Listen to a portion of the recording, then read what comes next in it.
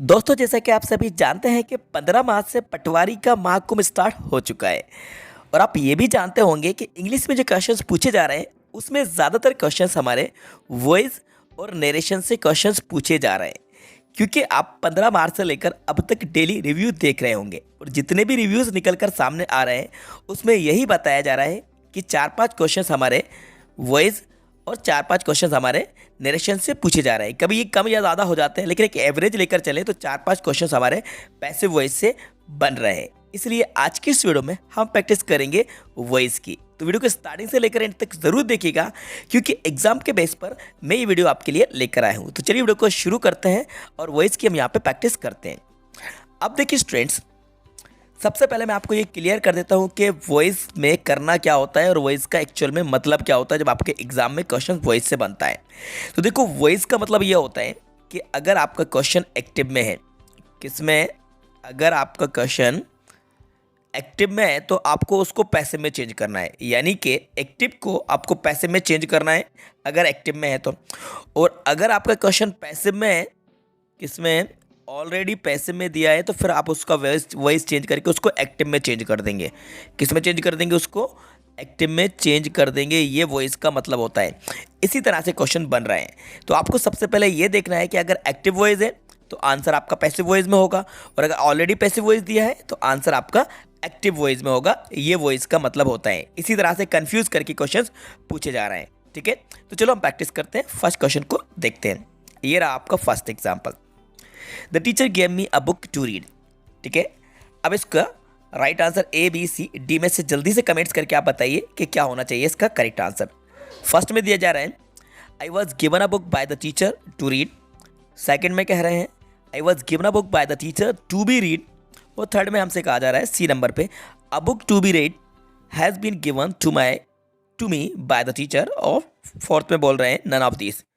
बताइए ज़रा इसका राइट आंसर क्या होगा। तो देखो बच्चों, इसका जो राइट आंसर होगा, पहले तो मैं ये बता देता हूँ कि आंसर कौन सा नहीं हो सकता है। ठीक है, इससे आपको बहुत ज़्यादा आसानी हो जाएगी आंसर के करीब पहुँचने में। ठीक है, सबसे पहले देखिए सेंटेंस द टीचर गैव मी। तो ये जो गैव लिखा हुआ है ये V2 है। सेंटेंस हमारा किसका है? पास्ट इंडेफिनेट का है। जब पास्ट इंडेफिनेट का हमारा एक्टिव है तो जब इसको पैसिव में बनाएंगे तो आप हेल्पिंग वर्ब जो यूज़ करने वाले हैं वो या तो वाज यूज़ करेंगे या वर यूज़ करेंगे। ये पहली चीज़ क्लियर होना चाहिए आपको, क्योंकि जब पास्ट इंडेफिनेट का एक्टिव होता है तो पैसिव वॉइस में पास्ट कंटिन्यूस वाली हेल्पिंग वर्ब का यूज़ किया जाता है। तो अब देखते हैं यहाँ पर कहाँ नहीं है हेल्पिंग वर्ब। अब book to be read has been दिया जा रहा है, यानी कि ये ऑप्शन कट गया, बाहर हो गया, ये नहीं हो सकता है। ठीक है, क्लियर हो गया। अब इसके बाद देखते हैं दूसरा वाला, नन ऑफ दिस तो हटा ही देते हैं। अभी देखते हैं और चेक करेंगे। बी को देखते हैं, I was given a book by the teacher to be read कर दिया इसको यहाँ पे इन्होंने टू बी राइट, तो ये भी हमारा आंसर नहीं हो सकता। अब फर्स्ट को ज़रा चेक कर लीजिए, I was given a book by the teacher to ride, ये बिल्कुल करेक्ट आंसर है, क्योंकि ये जो मी है, मी रिप्लेस हो जाता है आई से। किससे रिप्लेस होता है? आई से, क्योंकि यहाँ पे डबल ऑब्जेक्ट है, एक तो मी है और एक अ बुक है। तो स्टार्टिंग में हमने इसको क्या करा है, यहाँ पे देखो ये मी को रिप्लेस करा आई से। आई सिंगुलर है इसलिए आई के साथ वॉज गिवन। अदर वर्ड में जाएगा a book, I was given a book by the teacher to read. इसको जैसा कहते हैं यहाँ पे टू रीड ही पढ़ा जाएगा इसको, तो सेम टू सेम ये लिखा जाएगा। तो राइट आंसर हमारा बनेगा I was given a book by the teacher to read. ठीक है, ये बिल्कुल करेक्ट आंसर है। चलो आगे बढ़ते हैं क्वेश्चन नंबर सेकंड की तरफ। काफ़ी ज़्यादा इंपॉर्टेंट क्वेश्चन है। इस तरह से क्वेश्चन बन रहे हैं और स्टूडेंट्स इन्हीं में कन्फ्यूज हो रहे हैं।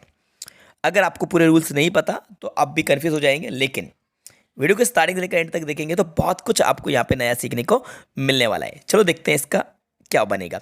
Someone has stolen my mobile. Option है my mobile has stolen by someone, my mobile was stolen by someone, या my mobile has been stolen और my mobile have been stolen. बताएं ज़रा इसका राइट आंसर क्या होगा। चलिए टाइम आपका ओवर होता है, देखते हैं कौन सा आंसर नहीं हो सकता। सबसे पहले देखो हैज़ लिखा है, पहली चीज़ तो हैज़ लिखा हुआ है, तो अब इसमें जो हेल्पिंग वर्ब आने वाली है वो या तो हैज़ बीन होगी या आपकी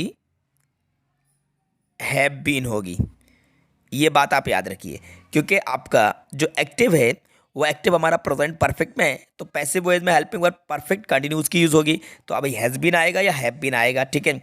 अब कहाँ हैज़ बीन हैव बीन नहीं है उसको देख के अलग कर देते हैं जो नहीं है। देखो माई मोबाइल वाज स्टोलन है, इसको आप हटा दीजिए, ये नहीं हो सकता है, ठीक है। अब यहाँ पे देखिए माई मोबाइल सिंगुलर है, उसके साथ हैव का यूज़ किया जा रहा है। माई मोबाइल सिंगुलर है तो हैज़ तो आएगा, हैव बिल्कुल नहीं आएगा, तो इसको भी हटा देते हैं क्योंकि माई मोबाइल के साथ हैव नहीं आ सकता है। अब आगे बढ़ते हैं, my mobile has stolen by someone, तो बाय समवन यहाँ पे लिखा हुआ है, ये भी नहीं आएगा। अब राइट आंसर क्या होगा, सी वाला। तो बच्चों इसका जो राइट आंसर सी है बिल्कुल करेक्ट है, my mobile has been stolen. बस क्योंकि देखो एग्जाम में अगर यहाँ पे क्वेश्चन में समवन दिया होता है तो इसको हटा देते हैं, बाय समवन का यूज नहीं करते हैं। समवन,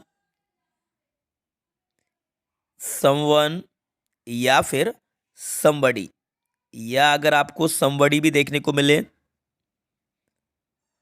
समवन, समबडी या पीपल, इस तरह के सब्जेक्ट आपको देखने को मिले तो इनका पैसिव वॉइस में यूज नहीं करते हैं, इनको हटा देते हैं, यानी कि वर्ब की थर्ड फॉर्म पे हमारा आंसर कंप्लीट हो जाता है, ठीक है। Point to be noted, perfect का था इसलिए राइट आंसर आएगा my mobile has been stolen, ठीक है। हैज़ बीन यूज होगा क्योंकि माई मोबाइल सिंगुलर है तो यहाँ पे हैज़ आएगा, इसके साथ हैज़ बीन और स्टोलन आएगा, बिल्कुल सही है सी वाला। आ जाते हैं क्वेश्चन नंबर 3 की तरफ। ये रहा, paracetamol taste better, option A paracetamol is better tasted. Second number पे बी में हमसे कह रहे हैं the taste of paracetamol is better. C में कहा जा रहा है a better taste is possessed by paracetamol. और डी पे paracetamol is better when it is tasted. बताइए जरा इसको राइट आंसर क्या होगा। काफ़ी ज़्यादा इंपॉर्टेंट क्वेश्चन है स्टूडेंट्स, दिमाग की बत्ती जलाने वाले क्वेश्चन हैं ये, आपके लिए निकाले। इस तरह से क्वेश्चंस हमारे एग्जाम्स में पूछे जा रहे हैं। डेली रिव्यू आप भी देख रहे होंगे, हम भी देख रहे हैं, और अभी रिसेंटली मेरी कज़िन का भी एग्ज़ाम था तो उसने भी मुझे यही बताया कि इस तरह से क्वेश्चन बन रहे हैं।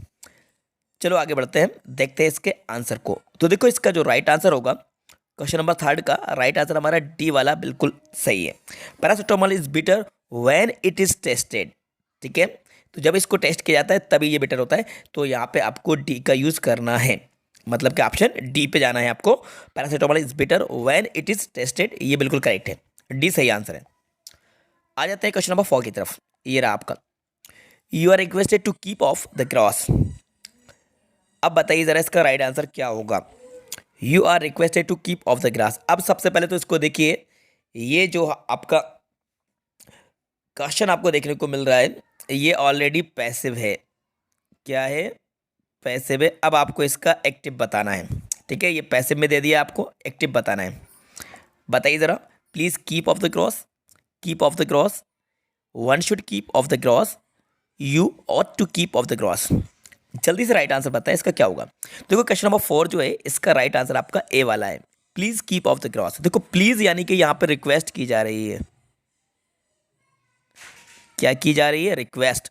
और जब भी रिक्वेस्ट की जाए यानी कि जो हमारे इम्परेटिव सेंटेंस होते हैं जिसमें रिक्वेस्ट होती है, ऑर्डर होता है और एडवाइस होती है, तो वहाँ पे हमें यू आर रिक्वेस्टेड का यूज़ करना होता है अगर रिक्वेस्ट की गई होती है। तीनों को मैं आपको बता देता हूँ। देखो जो हमारे इम्परेटिव सेंटेंस होते हैं उनमें या तो आपकी रिक्वेस्ट होती है, रिक्वेस्ट होगी, या आपकी ऑर्डर होगा, ऑर्डर होगा, या फिर कोई एडवाइस होगी, ठीक है। अब अगर रिक्वेस्ट है तो you are requested to, order है तो you are ordered to, advice है तो यू आर एडवाइज्ड टू का यूज़ करके आपको V1 का यूज़ करना होता है और उसके बाद ऑब्जेक्ट आता है, ठीक है। ये हमारे इम्परेटिव सेंटेंस कहलाते हैं। तो अब देखिए यहाँ पे हमने यू आर रिक्वेस्टेड बनाए तो ये प्लीज़ से होगा क्योंकि प्लीज़ से रिक्वेस्ट की जाती है। Please keep off the gross यानी कि ग्रॉस से दूर रहें, तो you are requested to keep off the gross, ठीक है। तो राइट आंसर इसका बनेगा ए वाला, ये हमारा एक्टिव था और पैसिव इन्होंने क्वेश्चन में दिया था। चलिए आगे आगे मूव करते हैं क्वेश्चन नंबर 5 की तरफ। देखो काफ़ी ज़्यादा इंपॉर्टेंट क्वेश्चन आपके लिए निकाले हैं तो लाइक तो बनता है बच्चों, जल्दी से लाइक का बटन दबा दीजिए और अपने फ्रेंड के साथ इस वीडियो को शेयर जरूर कीजिएगा, ठीक है। आ जाते हैं क्वेश्चन नंबर 5 की तरफ। Shut the door and leave. अब हम स्पीड को थोड़ा सा बढ़ाते हैं, ठीक है। Shut the door and leave. Option, let the door be shut and you are order to leave, let the door be shut and leave, let the door be shut and be left, और none of this. बताइए जरा इसका right answer क्या होगा question number 5। इसका right answer आपका B वाला ही होगा, late the door be shut and leave. अब देखिए यहाँ पे डायरेक्ट शट से ये सेंटेंस बना है। अभी शट से बना है तो यहाँ पे आपको लेट का यूज़ करना है। पहले स्टार्टिंग में लेट आएगी, उसके बाद ऑब्जेक्ट आएगा द डोर, देन आपको बी का यूज़ करना होता है। मतलब स्ट्रक्चर ये बनता है लेट लेट। ये देखो मैं आपको यहाँ पर लिख के बता देता हूँ, ये लेट, इसके बाद ऑब्जेक्ट आता है, फिर आपका बी आता है, फिर आपका V3 आता है। ठीक है, ये बी आता है। जो डायरेक्टली V1 से स्टार्ट होते हैं, किससे स्टार्ट होते हैं? वर्ब की फर्स्ट फॉर्म से स्टार्ट होते हैं। तो let, then object, then B और वर्ब की थर्ड फॉर्म। तो क्या बना? Let the door be shut and leave, B right answer है। आ जाते हैं क्वेश्चन नंबर 6 की तरफ। I know him, he is known by me, he knows me, he is known to me. यहाँ पे फुल स्टॉप लगा लेना। और नन ऑफ द अबव। बताइए जरा इसको राइट आंसर क्या होगा? क्वेश्चन नंबर 6 ये रहा आपके सामने। क्वेश्चन नंबर 6 का राइट आंसर बनेगा सी नंबर का, he is known to me. To आएगा यहाँ पे, बाय का यूज नहीं करेंगे। जब नो आता है सेंटेंस में तो बाय को अवॉइड किया जाता है, बाय नहीं आता है। ठीक है, तो आपको यहाँ पे इसका पैसिव बनाना था, तो ही नोज मी तो यहाँ पे बिल्कुल भी नहीं आता। यहाँ पे हिम जो है, हिम का ही हो गया और ही के साथ इज आया, नो की third form known, then to me, he is known to me. C बिल्कुल करेक्ट आंसर है। मूव करते हैं क्वेश्चन नंबर 7 की तरफ। ये रहा question number 7, don't make a noise. बताइए जरा इसको राइट आंसर क्या होगा? Let a noise, not be made, you are requested to not make a noise, you are order to not make a noise, या you are forbidded to make a noise. बताइए जरा इसको right answer क्या होगा? काफी ज्यादा important question है बच्चों। क्वेश्चन नंबर 7 चल रहा है ये। ठीक है, तो देखो अभी मैंने आपको बताया था कि इंपरेटिव सेंटेंस होता है, ऑर्डर होता है, रिक्वेस्ट होती है और एडवाइस होती है। तो यहाँ पे डोंट मेक अ नॉइस क्या हो सकता है? ऑर्डर। तो यहाँ पे हम लिखेंगे you are order to not make a noise. Order दिया जा रहा है तो you are order to not make a noise. ये सी बिल्कुल करेक्ट आंसर है। ठीक है ना स्टूडेंट्स, सी बिल्कुल सही है। आगे बढ़ते हैं क्वेश्चन नंबर 8 की तरफ। ये रहा question number 8, India expected to win the cricket World Cup. The cricket World Cup was expected to be won by India. It was expected by India to win the cricket World Cup. To win the cricket World Cup was expected by India और none of these। बताया जरा इसका right answer क्या होगा? बच्चों इसका right answer होगा आपका बी वाला, it was expected by India to win the cricket World Cup. तो यहाँ पे आपको इट का यूज़ करना होगा। जी हाँ, इट का यूज़ यहाँ पे किया जाएगा। तो it was expected by India to win the cricket World Cup, भी बिल्कुल करेक्ट आंसर है। आ जाते हैं क्वेश्चन नंबर 9 की तरफ। ये रहा, he has written novel which fascinates everyone. बताया जरा इसका राइट आंसर क्या होगा? पहला ऑप्शन ये आपके सामने, a novel has been written by him which fascinates everyone. Question number इसका ऑप्शन नंबर बी है, a novel written by him fascinates everyone. और C, everyone is fascinated by a novel which has been written by him, और none of this. ये आपके सामने चारों option ये रहे। तो स्टूडेंट देखिए इसका जो राइट आंसर होगा ये होगा हमारा, जल्दी से बताएं, सी वाला। ए नहीं होगा, सी वाला राइट आंसर होगा। Everyone is fascinated by a novel which has been written by him, ये इसका राइट आंसर बनेगा। एवरीवन से स्टार्ट आपको करना है। Everyone is fascinated by a novel which has been written by him, ये इसका राइट आंसर है। बढ़ते हैं क्वेश्चन नंबर 10 की तरफ। ये हमारा WH फैमिली वर्ड वाला क्वेश्चन आ गया। क्वेश्चन वर्ड से ये है, who has stolen my bag. ये प्रेजेंट परफेक्ट का है। ये ऑप्शन आपके सामने है, by who has my bag been stolen, by whom has my bag been stolen, by whom have my bag been stolen, और नन ऑफ दिस। अब सबसे पहले देखो बाय हु नहीं आएगा क्योंकि हु का बाय हुम होता है, और यहाँ पे बैग सिंगुलर है तो हैव बिल भी नहीं आएगा, तो ये भी गया। नन ऑफ दिस को हटा दो। अब बचा by whom has my bag been stolen, B वाला बिल्कुल करेक्ट आंसर है। 10 का बी, बाय हुम मतलब किसके द्वारा। बाय हुम का मतलब क्या होता है? किसके द्वारा। ठीक है, तो हु आता है तो हु को बाय हुम से रिप्लेस करते हैं, हु का बाय हुम होता है यहाँ पे। ठीक है, अब बैग सिंगुलर था इसलिए हैज़ का यूज़ करेंगे, बाकी परफेक्ट कंटिन्यूस की हेल्पिंग वर्ब बीन लग जाएगा। बढ़ते हैं क्वेश्चन नंबर 11 की तरफ। The teacher was chased. The teacher was chased, ये पैसिव वॉइस है। ठीक है, ये पैसिव है, आपको अब एक्टिव बताना है इसका। पैसिव एक्टिव बताना है आपको 11 नंबर का। Someone has chase the teacher, someone had chase the teacher, someone had chase the teacher, और somebody is chasing the teacher. तो देखो इसका जो राइट आंसर होगा वो होगा हमारा फर्स्ट नंबर का, क्वेश्चन नंबर 11 का फर्स्ट राइट आंसर है समवन चेज द टीचर। देखो समवन हट जाता है, मैंने आपको भी बताया था, समवन अगर एक्टिव में है तो पैसिव में हट जाता है। तो देखो ऑब्जेक्ट क्या था इसमें, द टीचर, हमने स्टार्टिंग में लिखा द टीचर, और पास्ट की बात है चेज लिखा, इसलिए यहाँ पे हेल्पिंग वर्ब वाज आया, और चेस्ट को आपने चेज लिख दिया V3। तो अब यहाँ पे समवन को हटा दिया, तो द टीचर वॉज चेस्ट, बस। ठीक है, बाकी सब इनकरेक्ट थे, पहला वाला सही है। ठीक है, ये आपको ऊपर पैसिव दिया था और ये यहाँ पे आपका एक्टिव है। आगे बढ़ते हैं क्वेश्चन नंबर 12 की तरफ। ये रहा question number 12। Someone has cut the telephone wires. देखो अभी जैसे मैंने आपको बताया वैसे का ये इसी से रिलेटेड क्वेश्चन आपके लिए है, रिसेंटली अभी मैंने आपको बताया। Someone has cut the telephone wires. ठीक है, हैज़ का यूज़ किया जा रहा है, यानी कि प्रेजेंट परफेक्ट का ये हमारा एग्जाम्पल है। तो परफेक्ट का यूज वाली हेल्पिंग वर्ब लगेगी हैज़ बीन या हैव बीन। कौन सी लगेगी, हैज़ या हैव बीन का यूज़ होगा। ठीक है, तो अब देखते हैं क्या आएगा। वर्ड यहाँ पे दिया जा रहा है तो ये तो ऑप्शन में नहीं आ सकता, ये नहीं हो सकता, और यहाँ पर भी वर्ड दिया है, नहीं आएगा। ठीक है, अब क्वेश्चन नंबर जो 12 है इसमें यहाँ पे बी को देखिए, the telephone wires has, wires plural word है, इसके साथ हैज़ यूज़ कर रहे हैं, हैज़ तो सिंगुलर के साथ यूज़ होता है, तो ये भी गया। अब बचा क्या, the telephone wires have been cut, और बाय समवन का यूज़ नहीं करते हैं, ये बाय समवन नहीं लिखाता है। ठीक है, ये बाय समवन जो भी है ये नहीं लिखाता है, इसको हटा ही देते हैं। ठीक है, सिर्फ the telephone wires have been cut, ये राइट आंसर होगा, क्योंकि वायर्स प्लूरल है इसलिए हैव का यूज़ करेंगे। बढ़ते हैं नेक्स्ट एग्जाम्पल की तरफ जो है 30 नंबर पर। The president gave him a reward. ठीक है, ऑप्शन आपके सामने है, जल्दी से इनको देखिए और राइट आंसर बताइए। ये रहे ऊपर के 3 ABC, और ये रहा 4th नंबर का D। A reward was given by him to the president. He was given by the president the reward. He was given the reward by the president, और he was given a reward by the president। ठीक है, बताया जा रहा है इसका right answer क्या होगा। भाई आपको एक से लग रहे होंगे, लेकिन यहाँ पे देखो, यहाँ दा है और यहाँ आ है, एक से नहीं है, चेंजेस है। अब देखते हैं पहले तो इसको, ये गेव लिखा हुआ है यानी कि V2 है, गिव की सेकेंड फॉर्म है, तो हमारे